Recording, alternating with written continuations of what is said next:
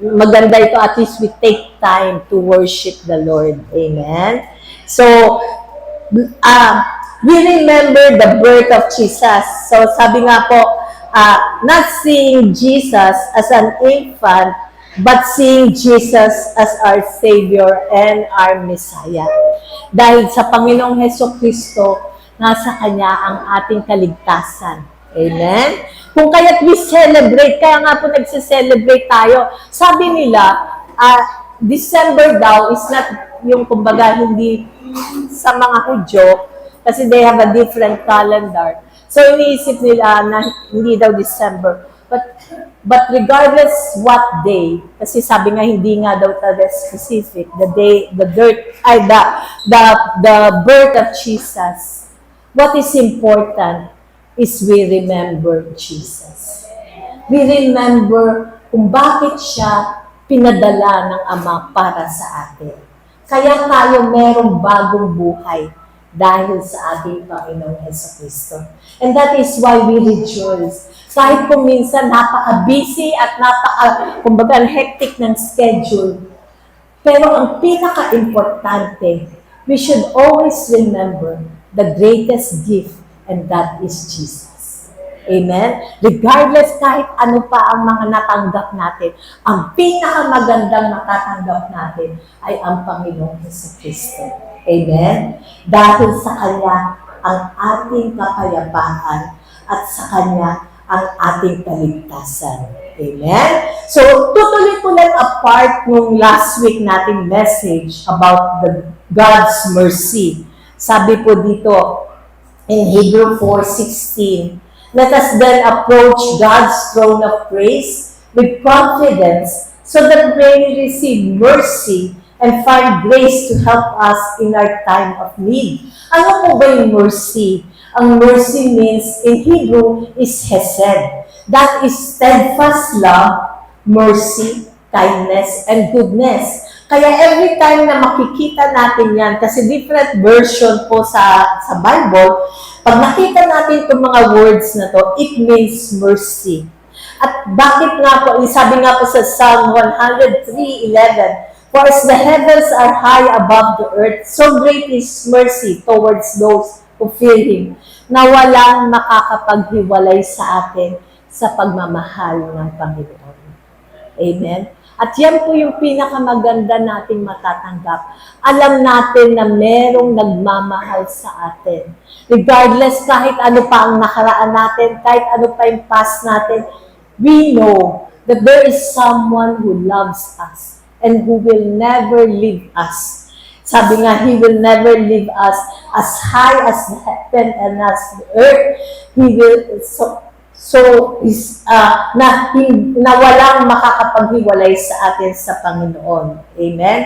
That is why we have Christmas, a celebration of God's mercy and God's steadfast love sa atin. Doon pinakita ng Ama ang ating pong, kumbaga, His mercy, the steadfast love ng Panginoon para sa atin, na binigay niya ang kanyang anak sa atin, kahit na, kumbaga, nung time pa na meron na makasalanan tayo, binigay niya ang Panginoong Jesucristo para tayo ay, kumbaga, makalaya sa kasalanan. At paano po ba yun? Let me give you a brief background para dun sa mga bago. Bakit nga ba kailangan pumunta ang Panginoon at magkatawang tao ang ating Panginoong Jesucristo? Alam ko maraming beses na natin narinig to. Maraming story na about the birth of Jesus Christ. But this time, we want to see the very essence. Bakit nga ba kailangan magkatawang tao ang ating Panginoong Jesucristo? Bakit nga ba? So sabi nga po, before sabi po sa Romans 5:12, lahat po sabi nga, lahat na, kumbaga, nung si Adan at Eva ay nagkasala, pumasok ang kasalanan sa lahat ng tao. Kumbaga, walang ligtas. Lahat tayo ay nagkasala. Sabi nga po sa Romans 5:12, therefore, just as sin entered the world through one man, and then through sin, and in this way death came to all people because all sinned. Sabihin, nung nagkasala si Adan at Eva, pumasok ang kasalanan. At nung pumasok ang kasalanan, kasama nito ang sumpa sa lahat ng tao. Kung kaya't walang tao na kumbaga hindi nagkasala. Lahat nagkasala. Walang exempted. Kung kaya't yun po yung sinasabi na, sabi nga na spiritual death. Sabi nga, di ba sabi kanina, and this way, death came to all people. Bakit ba death? Kung titignan mo, buhay naman si Adan at Eva. Pero sinabi dito, sabi nga sa Genesis 2:17, but of the tree of the knowledge of good and evil, you shall not eat. For in the day that you eat of it, you shall surely die. Ibig sabihin, definitely, mamamatay ka. Pero di ba nung kinain, hindi naman siya namatay eh. Pero anong sinasabi dito? Spiritual death. Dahil nagkasala siya. At yun yung pumasok sa tao.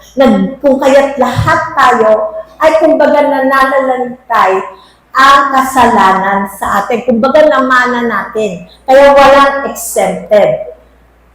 Tapos sabi nga, yun ang batas ng Panginoon. It is the system in the spiritual world na lahat ay considered patay sa mata ng Panginoon dahil sa kasalanan. We are judged as guilty. Pero, because of the mercy and the love of the Father for us, pinadala niya ang kanyang bugtong na anak para sa atin. That is why we celebrate the Christmas. That is why we can rejoice kahit kung minsan napagod ka ng kaka-shopping o kaya napagod ka ng kakain. Hindi. It's because we celebrate because of the Son Jesus. Amen? Ito nga po yung kumbaga, because of the love of the Father, ay meron na tayong paraan para mapalaya. At sabi nga po dito in Hebrews 9:22, in fact, the law requires that nearly everything be cleansed with blood, and without the shedding of the blood, there is no forgiveness. So, kailangan may mamatay upang mapalaya tayo sa kasalanan. Kasi that is the law. Kumbaga, nandun yan sa mundo, in the spirit, yun yung pinaka-law. You are judged because of sin. Pero, kapag may nag-sacrifice through the blood, the perfect sacrifice, yung blood na hindi nagkasala, sabi dito, yun ang paraan ng Ama para mapalaya tayo. At ito po yung sinasabi, the perfect sacrifice without any sin. At sino po yun? Ang ating Panginoon Jesucristo.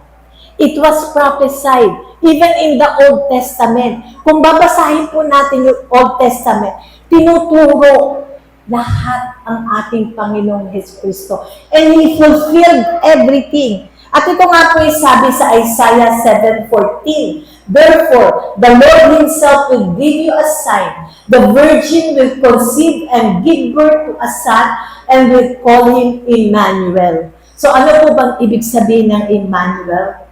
God is with us. Ibig sabihin, sasamahan ka ng Panginoon. Amen? At yun ang binigay niya sa atin. Ang ating Panginoong Jesucristo. At balikan natin the story of Jesus. Baka sinasabi nyo naman, ang serious. But anyway, the story of Jesus, di ba, alam naman natin, yung time na nagpakita si Angel Gabriel kay Mary, ito ang sabi. So, tingnan natin in Luke 1:30-35, then the angel said to her, do not be afraid, Mary, for you have found favor with God. And behold, you will conceive in your womb and bring forth a son, and shall call his name Jesus. He will be great and will be called the Son of the Highest, and the Lord God will give him the throne of his father David, and he will reign over the house of Jacob forever, and of his kingdom there will be no end. Then Mary said to the angel, How can this be, since I do not know a man? And the angel answered and said to her, The Holy Spirit will come upon you, and the power of the highest will overshadow you. Therefore also, that the Holy One who is to be born will be called the Son of God. So anong pagpapakita po dito? Nung kinausap ng Panginoon ay ng angel Gabriel si Mary, sabi niya, you have found favor with God. So iniisip nga natin, bakit, ano bang what's so special about Mary? Iniisip, di ba? Kasi doon sa Bible, hindi naman sinulat kung how special ang si Mary. Yung sabihin, yung kanyang pinaka-characteristics niya, yung pinaka-ano niya. Pero pinapakita lang dito na nung sinabi sa kanya ang salita, tinanggap niya. And sabi nga, that is the favor of God for her. Na talagang kumbaga nakita na si Mary ay sumusunod siya sa sinabi ng Panginoon. At anong sabi niya? How can this be, since I do not know a man? At anong sabi ng angel? The Holy Spirit will overshadow you. Ibig sabihin po, a virgin birth, there is no man na kumbaga nakasama si Mary.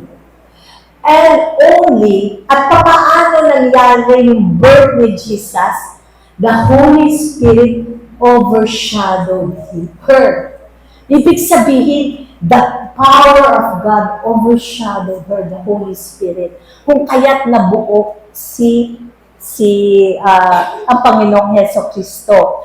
Katulad din po ito, kung babalikan nyo sa Genesis, yung creation, ito yung pagpapakita that there is creation when the Holy Spirit overshadow us. Katulad po nung sa beginning, di ba in Genesis 1:1-2, in the beginning God created the heavens and the earth. The earth was without form and void and darkness. Katulad nun, sa womb ni Mary, wala, it's empty.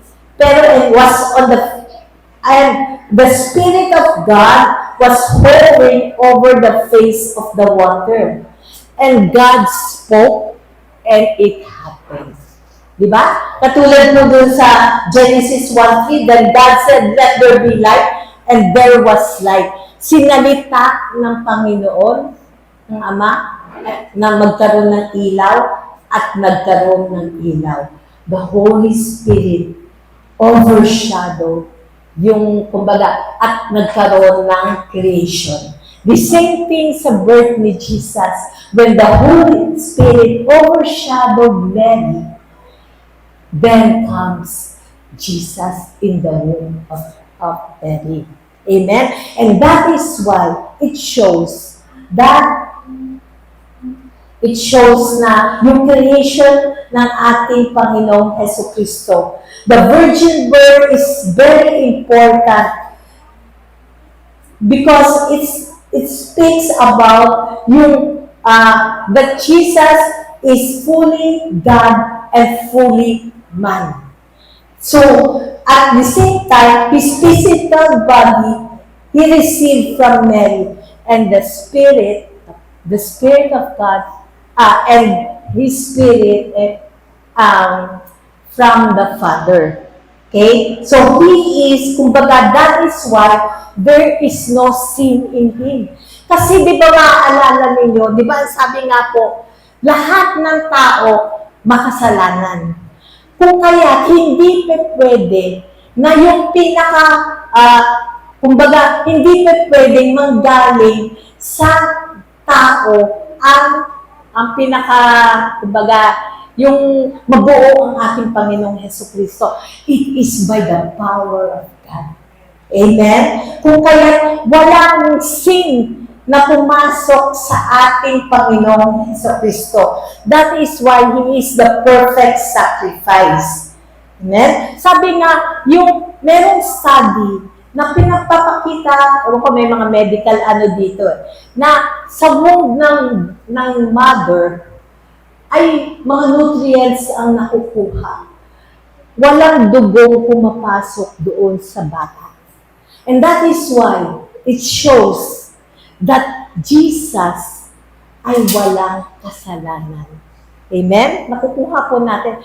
Napaka-importanting maintindihan natin to because this speaks the righteousness that we have in Christ Jesus. He is the perfect sacrifice para maalis ang ating mga kasalanan. Amen?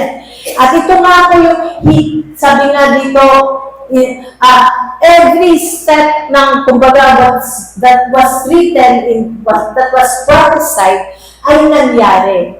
Kung doon pinanganak ang Panginoong Jesucristo sa Bethlehem, hindi yun kumbaga insidente, hindi. Because Bethlehem means house of bread. Who is the bread? Jesus is the bread of life. Kaya dun siya pinanganak. Sabi nga ng every part, everything na nangyari sa pagpapanganak sa Panginoong Jesucristo, it is written and it means something. Amen? Again, ito pa. It was orchestrated by God na mangyari yun. Basahin natin in Luke 2, 6, 7, and 8. So it was that while they were there, the days were completed for her to be delivered. And she brought forth her firstborn son and wrapped him in swaddling clothes and laid him in a manger because there was no room for them in the inn. So sabi ng iba, kaya pinanganak siya sa isang sabsaban, ay mahirap lang sila. Actually, it was orchestrated by God because, bakit? Jesus is the Lamb of God. Diba? Sabi nga po, basahin natin, John 1:36. As Jesus walked by, John looked at him and declared, "Look, there is the Lamb of God." Saan ba makikita ang tupa? Sa sabsaban. Saan makikita? Doon sa may mga anuhan ng hayop. Kung kaya doon siya dinala. Not necessarily, kumbaga it was orchestrated nga daw, sabi nga po. At saan siya inilagay? Sa manger. May picture tayo dyan. Yung manger. So, ito po yung, kumbaga, it is a stone manger. Ayan. Diyan siya, meron lang hay. Kasi nasa imagine natin, di ba yung lagi natin nakikita sa mga maliliit na natin, Bethlehem, ano tawag doon? Yung mga bilin-bilin natin, di ba? Ang nasa isip natin, wood. But actually, it's made of stone. Kung kaya't yan may hay lang, at doon nilagay ang ating Panginoong Jesucristo. At anong ibig sabihin ito? So, doon kumakain ang mga hayop. At sino ang ating pagkain? Ang ating Panginoong Jesucristo. Amen? And, from womb to tomb. Yun ang kumbaga. Ang itsura ng isang manger ay kamukha na kung saan siya nilibing. Amen? Ayan. Yan yung sample kung saan siya nilibing. So, pagpapakita lamang na kaya siya pinadala ng Ama, nagkatawang tao, ay para sa atin. A sacrifice, a perfect sacrifice, para tayo ay makalaya sa kasalanan at sa sumpa. Amen? It was prophesied. Ito ang gagawin niya. The birth of Jesus means our salvation. Amen? That is why we can rejoice na pinanganak ang ating Panginoong Jesucristo. Because Jesus is the perfect sacrifice. In 1 Peter 1:19, but with the precious blood of Christ, a lamb without blemish or defect, Dahil walang makikita sa tao na perfect except ang ating Panginoong Hesukristo.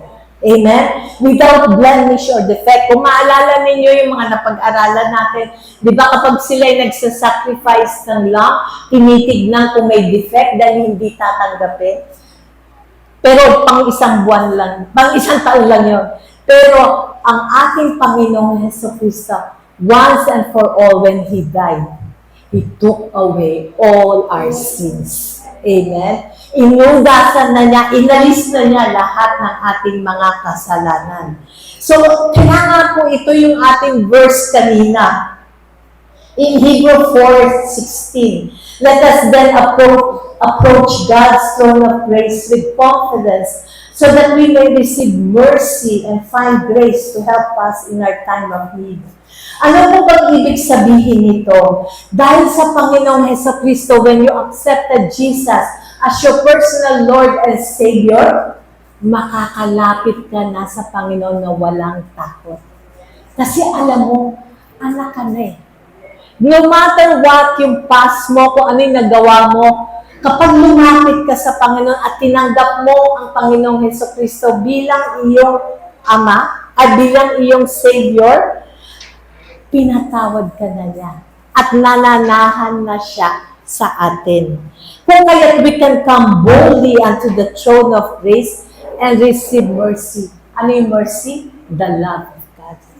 The love of God. Kapag alam mo na mahal ka ng Panginoon, ito yung magbibigay sa inyong confidence na alam mo yung future mo, hinahawakan niya. Kapag alam mo na mahal ka ng asawa mo, regardless kahit kung minsan may mga faults ka, alam mo na mahal ka at hindi ka niya pabayaan kasi mahal ka niya.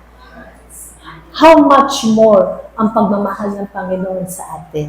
Amen? How much more the love of God for us? At ito pang maganda, you will find grace. Ano ba yung grace? That favor. The unmerited favor of God. Tignan muna natin yung difference kasi kung minsan nagkakamali tayo sa mercy and grace. Tignan muna natin, ano ba ang difference ng mercy and grace? Mercy has to do with kindness and compassion. It is spoken of the context of God not punishing us as our sin deserve. Ibig sabihin, yung mercy ng Panginoon dahil sa pagmamahal ng Panginoon sa atin, kahit hindi tayo kahit deserving tayo sa punishment, hindi niya ginagawa dahil mahal niya tayo. Amen? Ang grace naman po, ang ibig sabihin ng grace ay, it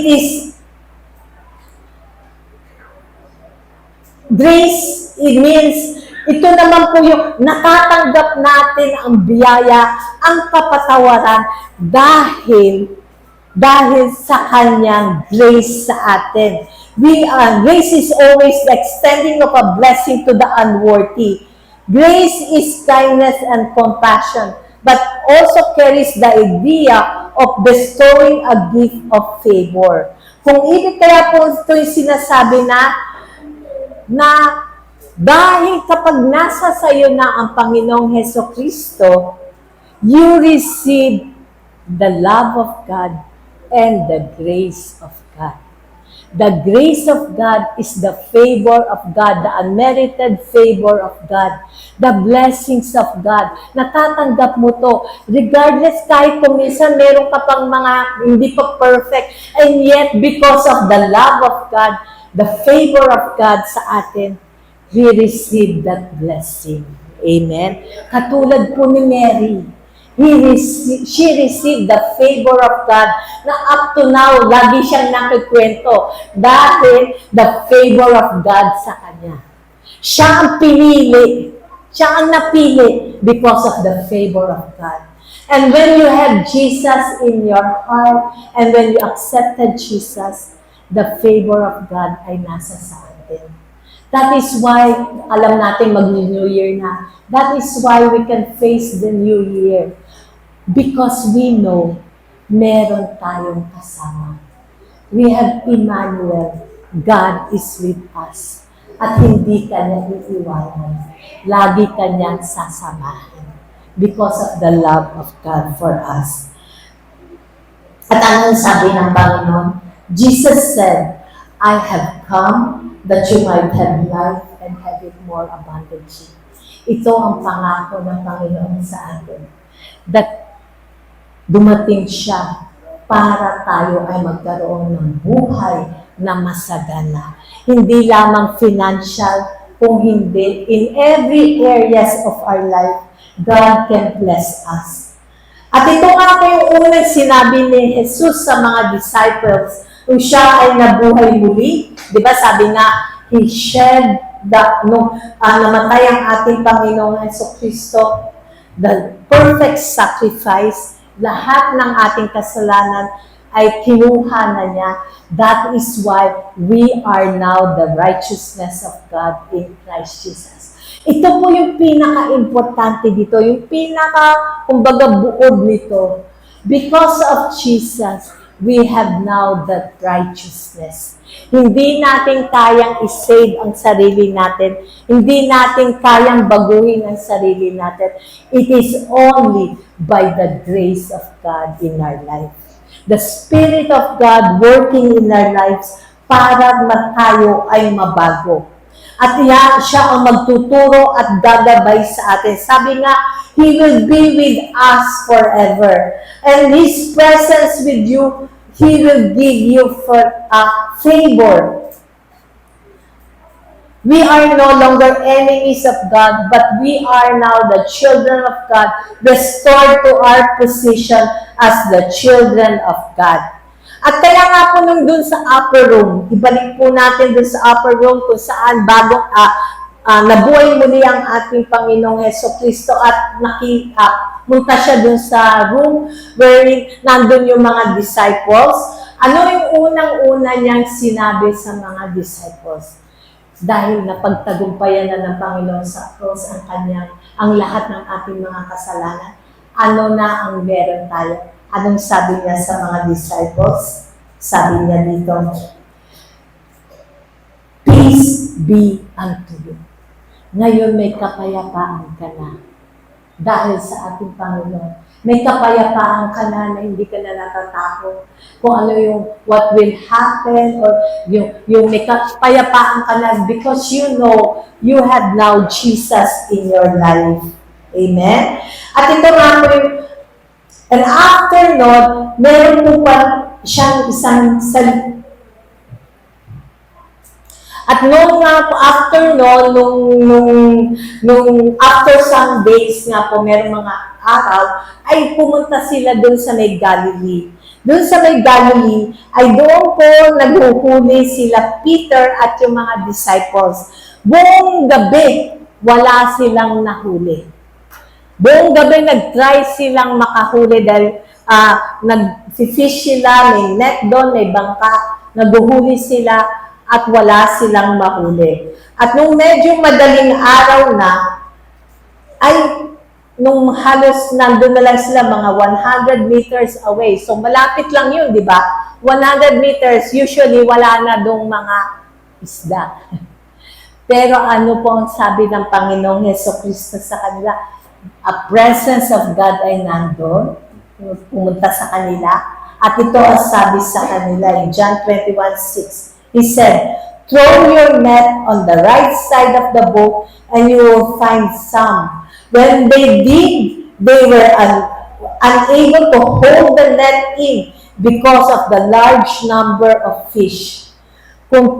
Sabi nga po doon, ang daming isda na kanilang nahirapan pa silang iangat dahil sa dami ng mga isda.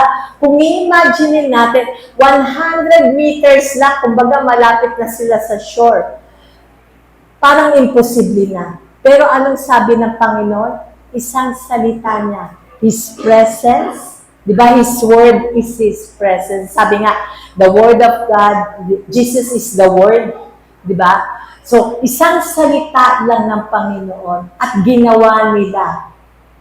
Tinapon nila yung net doon sa may kanan. Anong nangyari? Nakahuli sila. In the same thing with us.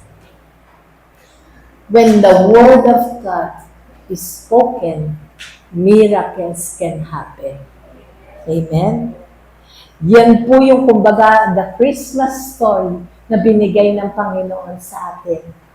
We can come boldly unto His throne room in His grace, receive mercy and grace dahil sa ating Panginoong Hesus Kristo. And comes favor in our life. When we have Jesus in our life, we have the favor of God at kasama ng favor with men. So as we learn na po, as we know who Jesus is, the more we will be able to understand ang pagmamahal ng Panginoon sa atin. That is why Jesus is the greatest gift that you can receive this Christmas. Tamang-tama, ito ang araw kung saan inaalala natin ang birth ng ating Panginoong Jesus. And He is, kumbaga, knocking at your heart. Sabi nga po in Revelation 3:20, Behold, I stand at the door and knock. If anyone hears my voice and opens the door, then I will come into him and will dine with him and he with me.